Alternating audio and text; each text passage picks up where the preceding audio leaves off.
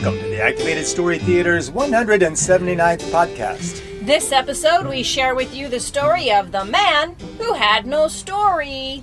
A story from Ireland. Hi, I'm Dennis. And I'm Kimberly. And together we are the Activated Actors. We are coming to you from Simpsonville, South Carolina. And it's not where the Simpsons live. Ah, Too bad, but it's not. it's right next to Greenville. And we're on our way to our next show in Myrtle Beach, South Carolina, which is a nice resort town. Can't wait to get there. And then we'll be on our way west. We're going to be bringing shows to schools and libraries in California. And so we are going to be making our way out there. So it's not too late to add an Activated Story Theater performance at your school or library or boating club or whatever.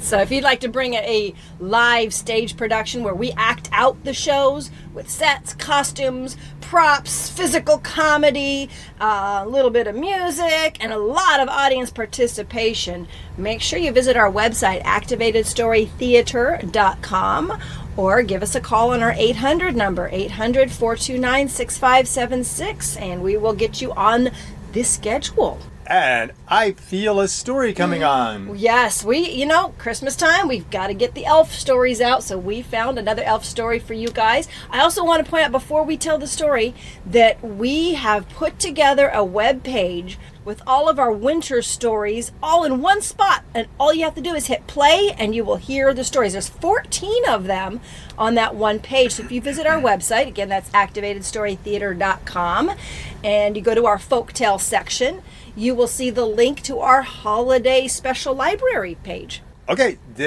what is the story this month? This story is The Man Who Had No Story, a story from Ireland. Long ago in Ireland, there was a poor man named Jamie, who made his living by cutting reeds and weaving them into baskets to sell. He worked so hard that before long, he had already cut all the reeds he could find anywhere near his home. I have heard that there are plenty of reeds over on the other side of the mountain. I don't know where else to look, so I guess I'll give it a try. So he went to the other side of the mountain, and he saw... Wow! I've never seen so many reeds in my life. If I cut them all, I'll be a gazillionaire. But after he started cutting and gathering the reeds, it wasn't long before... Hey, where did that fog come from? It's even thicker than the reeds. I'd better get out of here before I get stranded. Oh, hey, there's a light in the distance. I hope it doesn't just belong to a lost traveler. But when he followed the light, it led him to a house. Actually, it was a rickety little shack that looked like it was about to fall down if you looked at it cross-eyed. Actually, it looked like it had already fallen and was trying to get back up again. Jamie was about to knock on the door when it flew open, and an old man stuck his head out. "Ah, you're here! There you are! It's about time you didn't get here early! Martha, he's here!" "Oh, good. Now we can all sit down and eat. Please, come on in." Wait a minute. I think you're mistaking me for someone else. I hadn't really planned on coming here.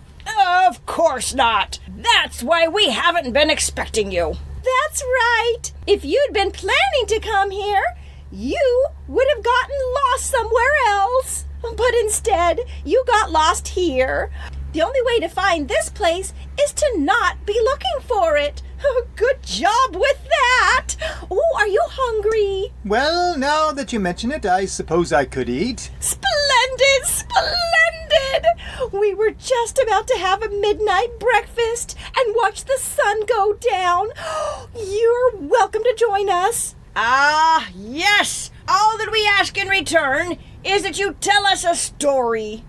"Oh, we don't get out much, so we love to hear other people's stories." But, I'm afraid I really don't know any stories. No stories? No stories? No, sorry. Oh, that is so sad. Come. Everyone knows a story. All you have to do is tell about something that has happened to you. And bingo, you have a story. But nothing ever happens to me. I spend all of my days cutting reeds and weaving them into baskets to sell. Not much of a plot there. Well, if you can't tell us a story, maybe you could at least go down to the well and fetch us some water. Oh, certainly, I'd be glad to. Oh, thank you. Oh, just take that bucket there. This bucket? But it has a big hole in the bottom. Then just turn it over. Duh. So he went down to the well, and he was just about to fetch water from it when...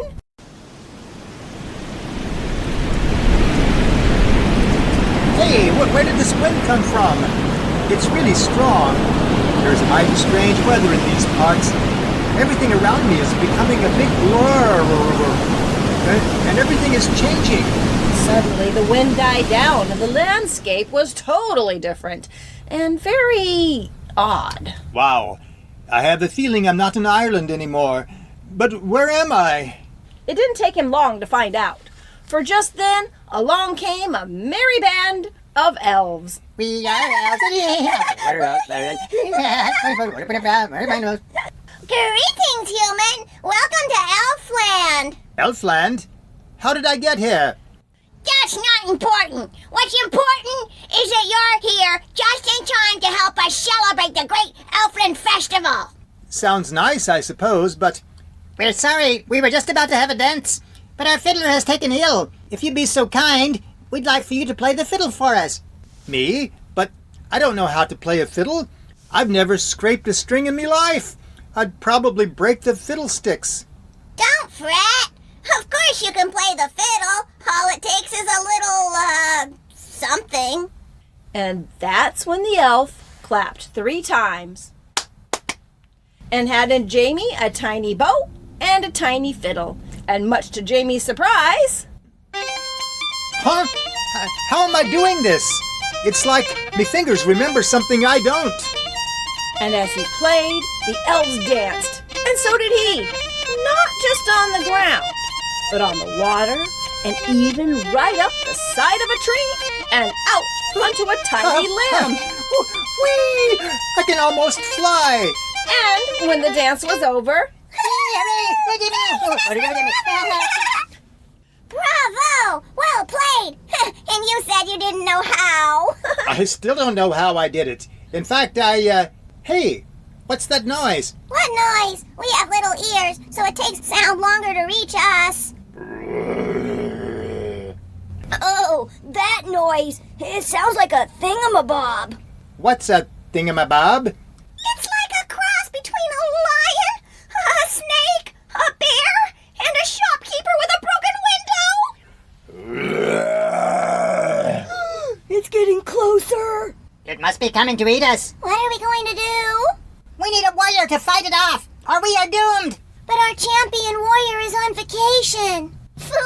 We have the mightiest champion of them all right here before us. The fiercest warrior in all the 17 and a half worlds. Me? Come on, I don't know anything about being a warrior. If you can make it as a musician, you can make it as a warrior. But I don't even have a weapon. You don't expect me to battle this thingamabob with a fiddle, do you? Of course not. That would be silly. Here, take this instead. A spoon? You expect me to fend off a ferocious monster with a spoon? It will serve you well. But...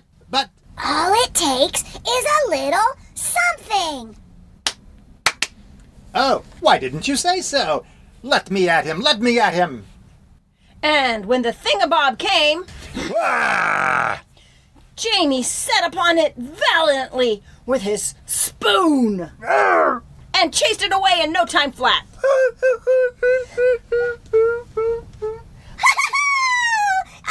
hail our new champion! Yay! He set a new world record for thingamabob riddance. As soon as the festival is over, we should crown him King of Elfland. Yay, King of Elfland! Oh, no, thanks. I do appreciate the offer, but, well, I've been invited to sit down to eat, and it would be rude if I walked out on my hosts. Of course, a man of manners. I knew it by the way you held your spoon in battle. But how do I get back to where I started? Do I have to wait for another wind to blow? No, of course not. Oh, that's a relief. A strong wind is how you got here. But in order to get back, you just have to fly. Fly? Don't be ridiculous. I can't fly. Of course you can. Haven't you learned by now? All it takes is... I know. A little something. You got it. And with that, Jamie did indeed rise up and soar through the air. He zipped over mountains and meadows and a rainbow. And finally he landed back at the well. Wow, that was quite a trip, and I didn't even get airsick. Hey, I better bring that bucket of water back pronto. They must be getting impatient waiting for me. And when he brought the water into the house... Oh, there you are. We were afraid you'd fallen into the well. Oh, you wouldn't believe what happened to me. A big wind came up and blew me to Elfland where the elves were having a celebration, and they wanted me to play the fiddle, but I told them I couldn't, and they clapped 3 times, and I did play, and then along came a Thingamabob, and they wanted to chase it away with a spoon. I told them I couldn't, but they clapped 3 times, and I did, and I told them I wanted to come back here, and they said I could fly, but I didn't, but they clapped 3 times, and I did. And you said you didn't know a story. Pretty good one if you ask me. But... Now, can we please sit down and eat? I am starved. So, from that day on, Jamie never again said he had no story to tell. He had at least one, and it was a doozy. Nobody believed it, but they still enjoyed hearing it. And that's the story of the man who had no story from Ireland. Ha! We hope you enjoyed that story, and we hope you have lots of stories to share. Stories that happened to you, or maybe stories that you made up. Stories about elves. Stories that happened and then you made them up.